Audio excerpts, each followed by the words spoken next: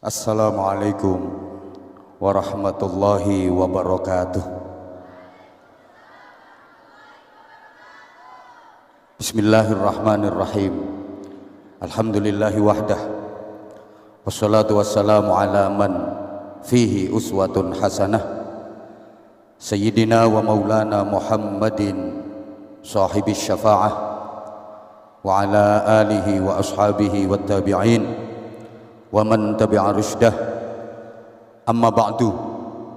Sadat al-habaib al-fudala wal ulama al-a'izza, para habib, para kiai, para alim, wa bimuqaddamihim fadilatil mukarram Kiai Haji Yaqut Khalil Qaumas, Menteri Agama Republik Indonesia bersama istri tercinta.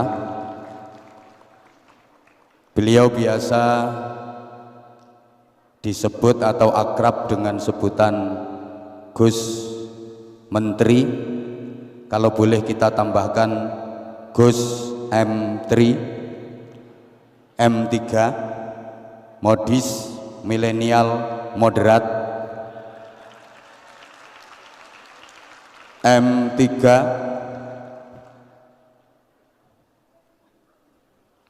muda, manis, maco.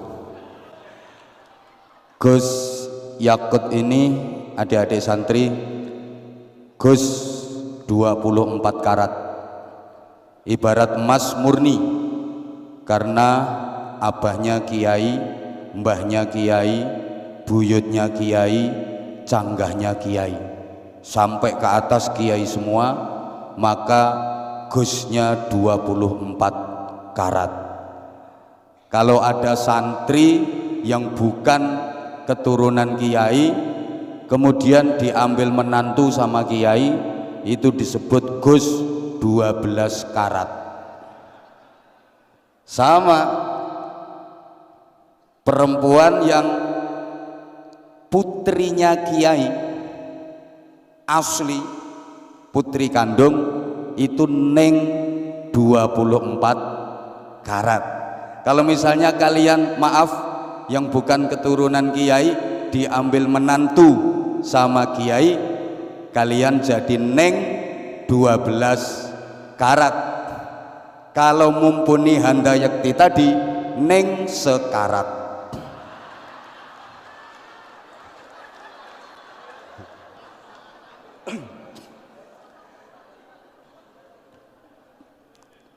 Saya menyesal tahun 2019 di Arafah ketemu sama Pak Menteri Agama yang waktu itu masih belum Menteri Agama. Beliau masih Komandan Banser, Ketua Umum GP Ansor sampai sekarang. Beliau memang keleleran gak dapat tenda bersama istri tercinta, dan saya menyesal menolong beliau waktu itu. Saya bawakan nasi sekotak, kita makan berdua. Dalam hati saya ngomong, Gus, nanti jenengan jadi menteri. Andaikan waktu itu saya bawakan nasi lebih banyak, insya Allah beliau jadi ketua RT. Tenang, nanti yang saya bawakan lebih banyak Pak Haji Erick Thohir. Hadir juga Bapak Haji Sandiaga Uno. Hadir juga alhamdulillah Mas Haji Insinyur Azwar Anas. Saya panggilnya Mas mulai Bupati Banyuwangi 2 periode sampai hari ini. Pak Kiai Haji Zainud Tauhid, ini juga Gus 12 karat. Pak Sekjen, seluruh pejabat kementerian yang hadir, adik-adik santri, karena tugas utama hidup manusia itu adalah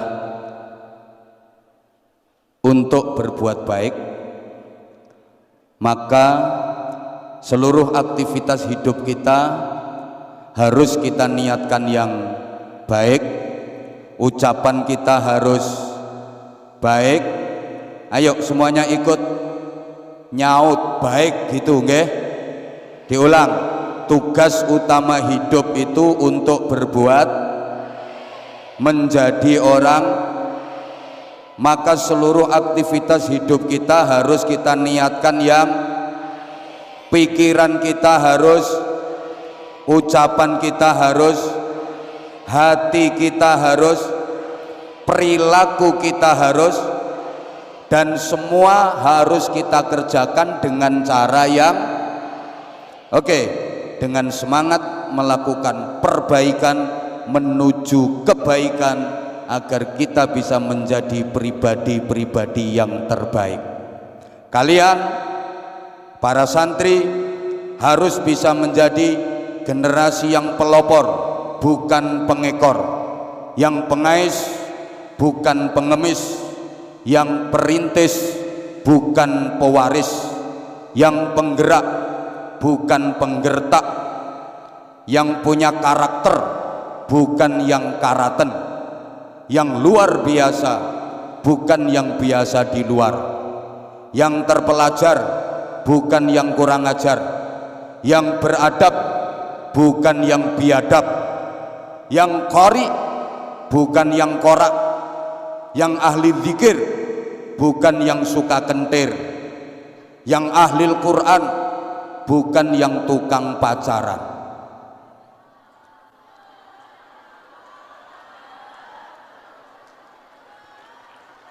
Maka momentum peringatan Hari Santri tahun 2022 ini jangan hanya formal seremonial, jangan hanya tradisi dan selebrasi, tapi harus benar-benar mampu memotivasi kita agar menjadi manusia yang benar-benar berakhlak santri, berjiwa santri.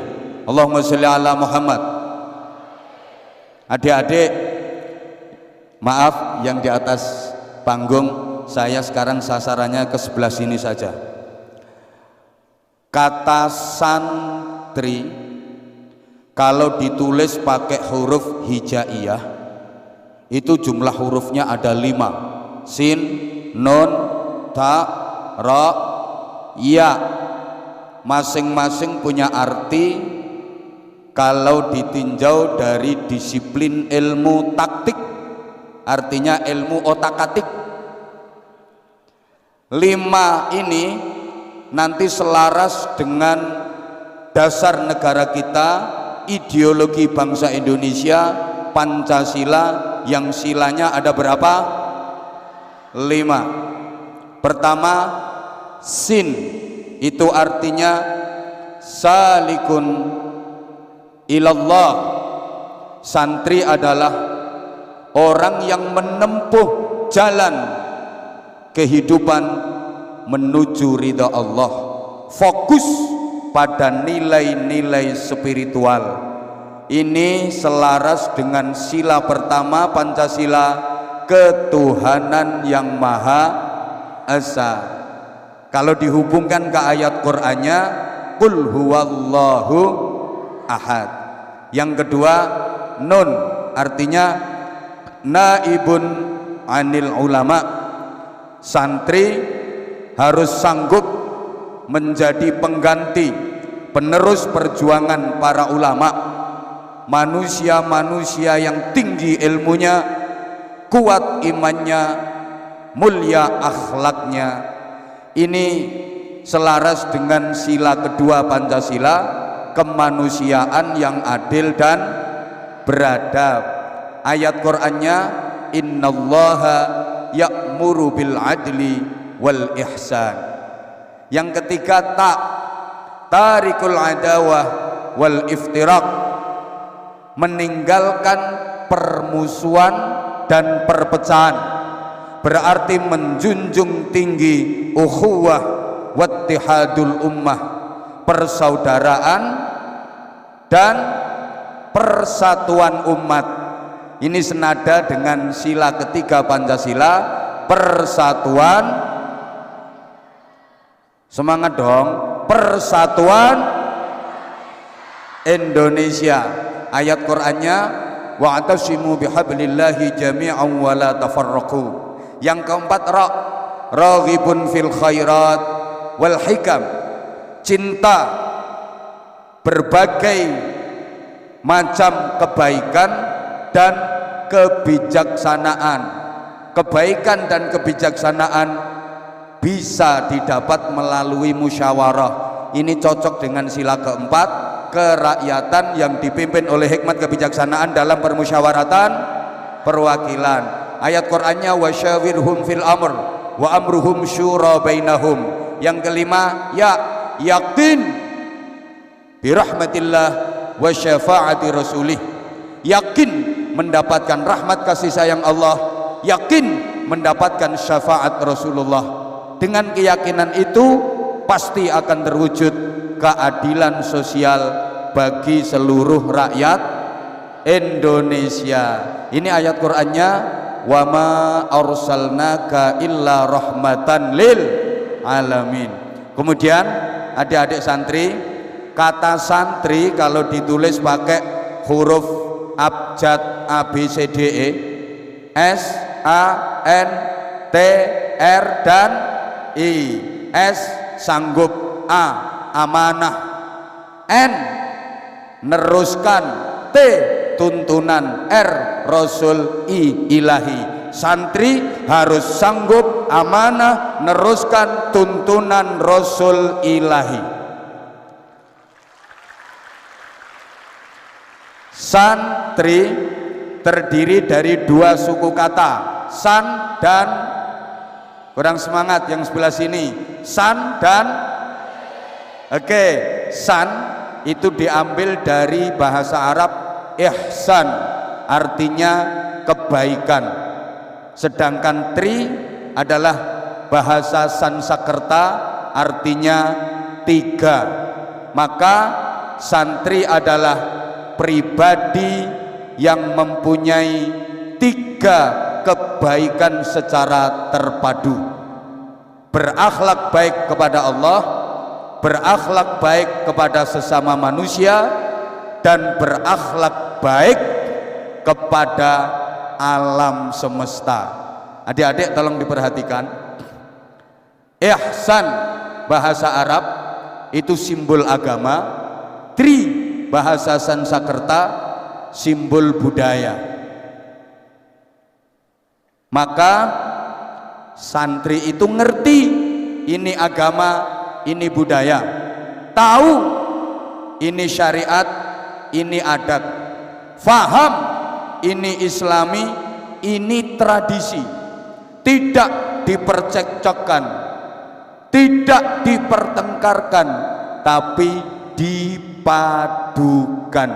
Sehingga santri harus bisa mengislamkan budaya dan membudayakan Islam, harus bisa mengislamkan masyarakat dan memasyarakatkan Islam. Allahumma sholli ala Muhammad, Allahumma sholli ala Muhammad. Nah, modalnya adik-adik harus bisa memadukan dua hal. Kalau meminjam istilah dalam surah Al-Alaq, allama bil qalam allamal insana malam, kurang semangat, allama bil qalam allamal insana malam. Allama bil qalam ini Allah mengajar pakai pulpen, teaching by using pen. Iki aku yo gak ngerti artine. Sistem pengajaran yang menghasilkan orang-orang pinter. Halo, ini allama bil qalam, menghasilkan orang-orang pinter. Kemudian allamal insana ma lam ya'lam, ini sistem pengajaran yang tidak rasional dan tidak bisa dinalar, melahirkan orang-orang benar, Dua metode ini nggak boleh dipisah. Makanya kalau dalam tata bahasa Arab tidak memakai huruf atof, nggak pakai wawu, nggak pakai summa. Kan ayatnya bukan allama bil qalam wa allamal insana ma lam ya'lam, ndak. Allama bil qalam summa allamal insana ma lam ya'lam, ndak. Tapi langsung allama bil qalam allamal insana ma lam ya'lam. Ini kalau dalam ilmu balaghah disebut kamalul ittisal. Nanti adik-adik kalau udah belajar ilmu balaghah pasti paham. Maknane dua-duanya harus menyatu, nggak boleh dipisah. Santri itu harus pinter, harus bener, harus bener, harus kurang semangat, harus pinter, harus bener, harus bener, harus. Karena pinter kalau nggak bener keblinger dan berpotensi ngerusak. Bener kalau nggak pinter menjengkelkan. Bahasa Inggrisnya the nganyelke. Bener kalau nggak pinter itu menjengkelkan. Wong ditanya baik-baik, Mas dari mana? Dari belakang. Mau kemana? Mau ke depan. Bener apa salah? Bener tapi menjengkelkan. Rumahnya mana Mbak? Indonesia. Rumahnya mana? Cilacap. Bener apa bener? Woi, Allah ya Karim. Gini ya, bener kalau nggak pinter itu menjengkelkan. Ada orang laki-laki kehilangan motor, kehilangan sepeda motor, dia nggak mau lapor polisi, dia malah seneng. Alhamdulillah motorku hilang. Motor hilang malah seneng. Temennya heran, kamu itu motor hilang nggak mau lapor polisi nggak sedih kok malah seneng. Jawabnya gini, ya alhamdulillah, biasanya sering saya naikin nggak hilang, ini hilangnya kok pas nggak saya naikin. Coba hilangnya pas saya naikin, saya ikut hilang. Ini bener tapi nganyel ke. Allahumma sholli ala Muhammad. Nah maaf, pinter kalau nggak bener keblinger. Ada santri pinter, ngajinya pinter, sekolahnya pinter, ujiannya pinter, ujian nahwu sorob nilainya 9, ujian tafsir hadis nilainya 9, balaghah mantek nilainya 9, usul fikih mustalah hadis nilainya 9, tauhid fikih nilainya 9, tapi sholat subuhnya juga jam. Ada enggak? Ada. Ini anaknya pakai jilbab warna putih. Maka pinter saja enggak cukup adik-adik. Tolong diperhatikan.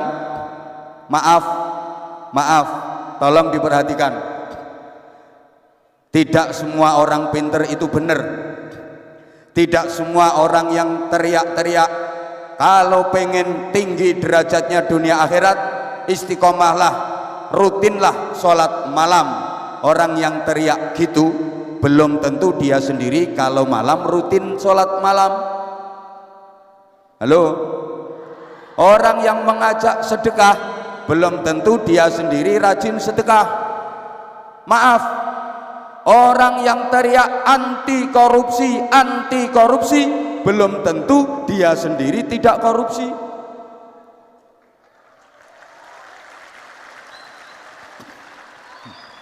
Tapi orangnya nggak hadir di sini. Ada awalnya kenceng banget anti korupsi. Ternyata dia teriak kayak gitu karena bicaranya belum fasih. Waktu itu belum dapat kedudukan. Begitu sudah dapat kedudukan, ngomongnya jadi fasih. Dulunya anti korupsi, begitu dapat jabatan teriaknya jadi antri korupsi.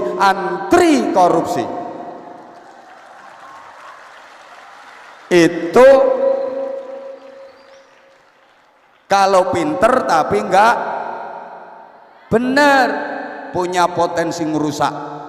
Pinter tapi enggak bener. Maaf, yang merusak Indonesia bukan orang bodoh tapi orang pinter yang enggak bener. Halo, Saya berani bersumpah di hadapan santri yang hadir di sini, bahkan ini disaksikan santri seluruh Indonesia, di hadapan pejabat, para kiai dan tokoh-tokoh yang ada di sini. Saya berani bersumpah demi Allah, yang merusak hutan di negeri ini bukan orang hutan.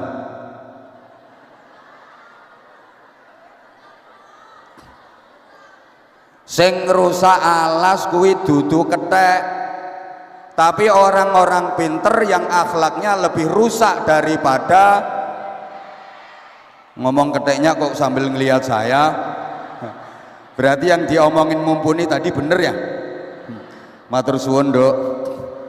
Koyok kayun rupamu ae.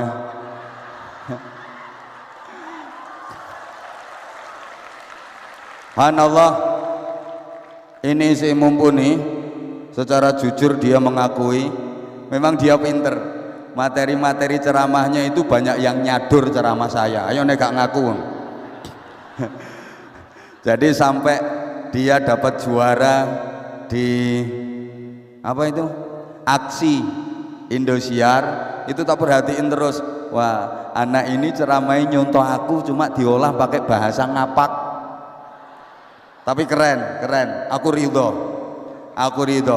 Lebih bagus kayak gitu. Jadi materi-materi ceramahnya Mumpuni itu banyak yang jiplak materi saya. Iya apa enggak? Ayo ngomong enggak. Tapi diolah sama dia. Jujur seneng aku. Daripada ada orang pakai ceramah saya tapi gak ngaku. Keren Dok, gentle, apik ngono iku.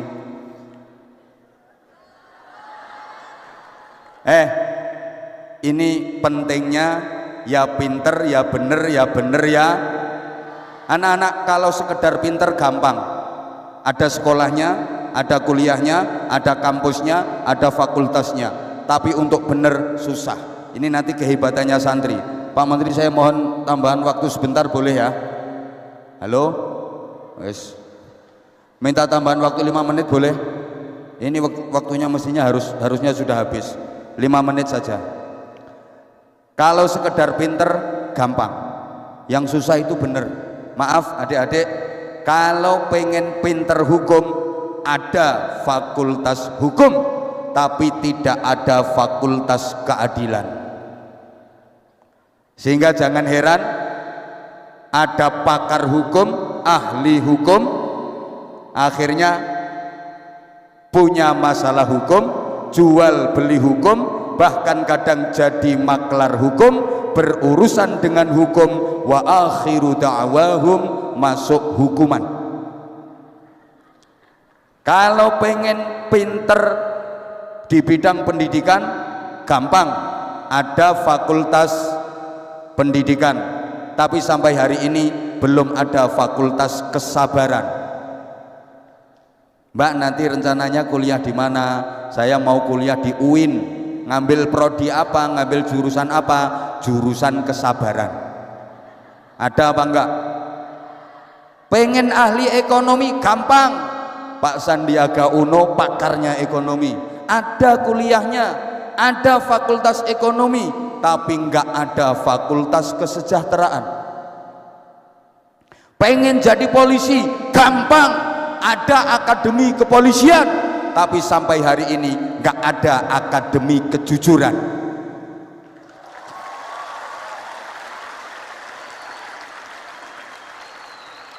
Kalau pengen jadi ahli dakwah, pengen pinter dakwah, gampang.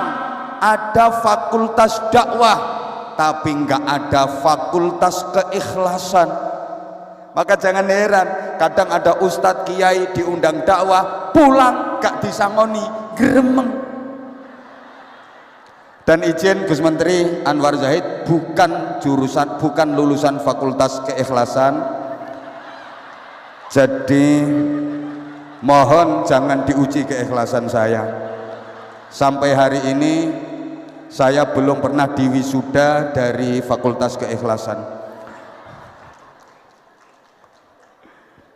Kiai dulu, kiai sepuh dulu, termasuk abahnya Gus Menteri, mbahnya Gus Menteri, idola saya di bidang ceramah, singa podium, tapi tiba putune pinter aku ceramahnya. Mbahnya beliau top, mbahnya Gus Menteri ini singa podium. Kalau udah berada di podium di mimbar kayak gini, semua terdiam, cep, kelekep, nggak ada yang berani ngomong. Beliau punya doa yang izin sampai sekarang doanya juga saya amalkan. Bismillahirrahmanirrahim. Sang manik cemar, uripmu wis kawengku dening aku. Itu ijazah dari mbahnya beliau. Ya, ini mumpuni urung duwe, engko tak kei engko.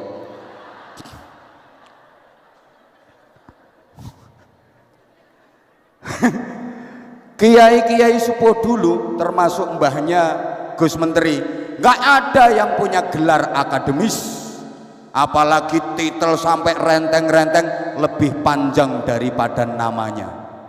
Sekarang kan banyak gelar akademis yang lebih panjang daripada namanya.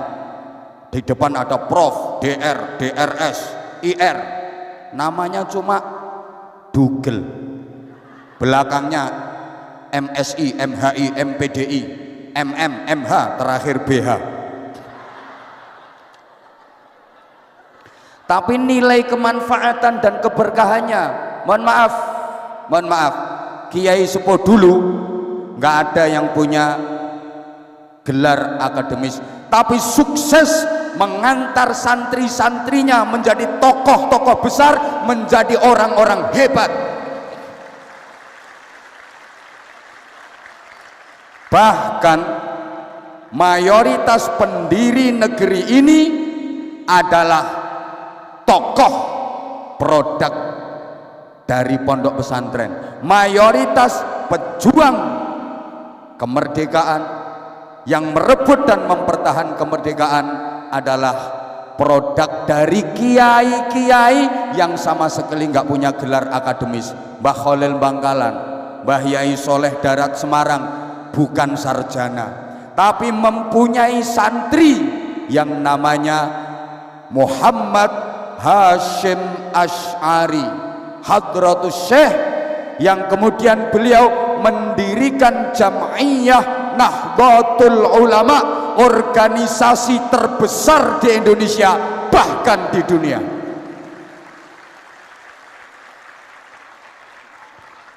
Nggak punya gelar akademis, maaf, bahkan ya layak sekali dihargai sebagai hari santri. Kenapa? Ini langsung tak jujuk kayak kapan-kapan kalau diundang lagi tak jelaskan lebih detail.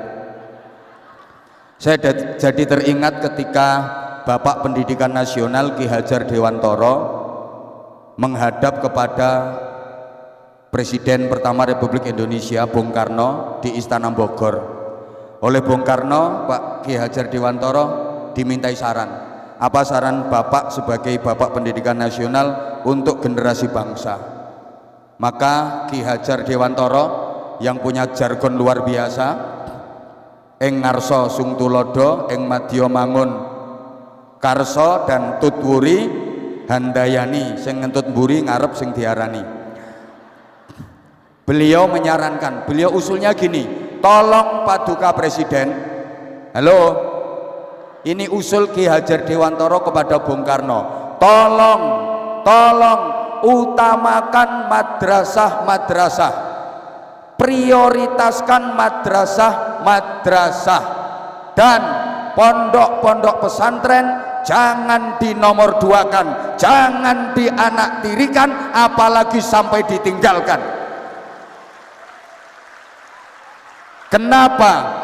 Karena berdirinya negara ini cikal bakal perjuangannya adalah dari para kiai, para santri, alumni pondok-pondok pesantren. Pondok pesantren melahirkan kemerdekaan, kemerdekaan melahirkan sekolah, melahirkan kuliah, melahirkan fakultas, melahirkan perguruan tinggi. Dengan demikian sekolahan perguruan tinggi adalah cucunya pondok pesantren.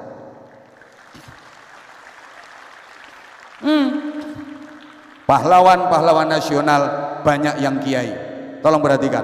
Coba Itu banyak kiai pahlawan-pahlawan nasional. Ada Kiai Mojo, alim, santrinya banyak. Ada Kiai Imam Bonjol, ada Kiai Sultan Hasanuddin, ada Kiai Sultan Agung, ada Kiai Sentot Ali Basya Prawirodirjo, ada Kiai Pangeran Diponegoro. Pangeran Diponegoro itu kiai alim, nama beliau Abdul Hamid. Beliau hamilul Quran, hafal Quran, menguasai qiraah sab'ah. Ada Kiai Tengku Umar, itu pahlawan bersama istrinya, namanya Bunyai Cut Nyakdin. Satu lagi Bunyai Cut Mutiah. Yang belum Bunyai itu Cut Tari, Cut Keke, Cut Meriska, itu masih belum Bunyai. Sampai pada masa pergerakan, coba resolusi jihad yang difatwakan oleh Hadratus Syekh Mbah Hasyim Asy'ari dahsyat. Para kiai dan para santri secara heroik berperang melawan penjajah, merebut kemerdekaan. Komandannya para kiai, komandan Hizbullah, komandan Sabilillah, ada Mbah Kiai Haji Abbas Buntet, ada Mbah Kiai Wahab Hasbullah Jombang, ada Mbah Kiai Haji Maskur. Halo, halo. Maka pantas kalau diperingati sebagai hari santri. Saya pernah ditanya, kenapa kok hari santri kok bukan hari kiai? Dijelaskan, disebut hari santri bukan hari kiai sebab kalau kiai pasti santri, tapi kalau santri belum tentu bisa jadi kiai. Kiai itu udah pernah jadi santri dan meskipun sudah kiai tetap santri. Nek santri belum tentu bisa jadi kiai. Paham? Ini kayak ada peringatan hari buruh tapi nggak ada peringatan hari majikan. Karena kalau majikan pernah jadi buruh. Ini Mas Sandiaga Uno ini sekarang majikan ekonomi, pernah jadi buruh, sekarang jadi majikan. Ada peringatan hari buruh, nggak ada peringatan hari. Ada peringatan hari anak, tapi nggak ada peringatan hari orang tua. Kalau orang tua pernah jadi anak, tapi anak belum pernah jadi orang tua. Paham? Di Indonesia ada peringatan hari ibu, tapi nggak ada peringatan hari bapak, karena semua bapak dilahirkan oleh ibu.